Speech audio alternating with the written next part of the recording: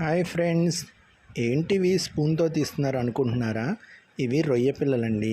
వీటిని ఈ విధంగా ప్యాకింగ్ చేసి రైతు ఒక్కొక్క ప్యాకెట్ ఇంత కాస్ట్ అని చెప్పేసి, ఒక్కొక్క ప్యాకెట్లో ఇన్ని ఉంటాయని చెప్పేసి కౌంట్ ప్రకారం కొనుక్కొచ్చుకొని చెరువుల్లో వదిలి వాటికి ఫీడ్ ఇచ్చుకుంటూ పెంచుకుంటారు. చూడండి ఎన్ని ఉన్నాయో, కొన్ని ల్యాక్స్లో ఉన్నాయి ఆ జాలీలో.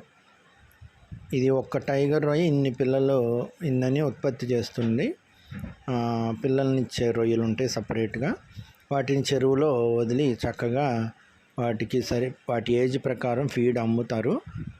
ఆ ఫీడ్ మాత్రమే తెచ్చి వాటికి ఇస్తూ ఈ విధంగా మధ్య మధ్యలో చెక్ చేసుకుంటూ ఈ విధంగా చివరికి ఇంత సైజు వచ్చాక ఇలా అందరూ ఇలా వలేసి పడతారు కూలీలు.